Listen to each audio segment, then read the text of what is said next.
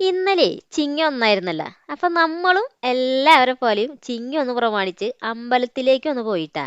ആ പോയി വരണ വഴിക്ക് നമുക്കറിയാം അമ്പലത്തിലേക്ക് പോയാൽ എന്തായാലും വിശക്കുന്ന്. അങ്ങനെ നമ്മള് കേറാറുള്ള ഒരു മെയിൻ സ്ഥലാണ് ഇത്. അപ്പൊ അവിടേക്ക് ഒന്ന് കയറാന്ന് വിചാരിച്ചിട്ടാ. പക്ഷെ ഈ ഒരു തിരക്ക് കണ്ടപ്പോ തോന്നി ഇനി കയറണോ വേണ്ടേന്ന്. എന്നാലും ഇത്ര ആൾക്കാർ ഇത്രയും തിരക്ക് കൂടി തല്ലുകൂടി ഫുഡ് വാങ്ങി കഴിക്കണമെങ്കിൽ ആ ഒരു ഫുഡിന് വളരെയധികം പ്രത്യേകത ഉണ്ടായിരിക്കില്ലേ.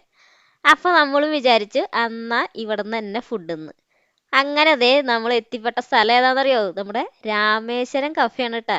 അങ്ങനെ നമ്മൾ ഇടയ്ക്കൊക്കെ അമ്പലത്തിലേക്ക് പോയി വരുമ്പോ ഈ ഒരു രാമേശ്വരം കഫേയിൽ കയറാറുണ്ട് ട്ടാ. ഈ കഫേ എന്ന് പറയുന്നത് ഇന്ദ്രനഗറിലുള്ള രാമേശ്വരം കഫേയാണേ.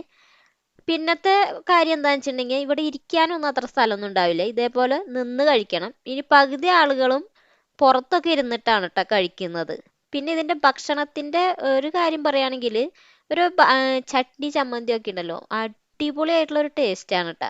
അങ്ങനെ ദേ കുറേ നേരം കഴിഞ്ഞപ്പോ നമ്മുടെ ഇഡലി സാമ്പാറും ഇവിടെ എത്തിയിട്ടാ. ഇത് നമ്മളുണ്ടല്ലോ ബട്ടൺ ഇഡലിയാണ് വാങ്ങിയിട്ടുള്ളത്. അതും ചെറിയ ഇഡലി സാമ്പാർ ഡിപ്പ് ചെയ്തതാണേ. ഈ ഒരു സാമ്പാറിന്റെയും ചമ്മന്തിയുടെയും ഒക്കെ ടേസ്റ്റ് ഉണ്ടല്ലോ, അത് ഇവിടെ വന്ന് കഴിച്ചാൽ എന്നെയാട്ടോ നിങ്ങൾക്ക് മനസ്സിലാവുള്ളൂ.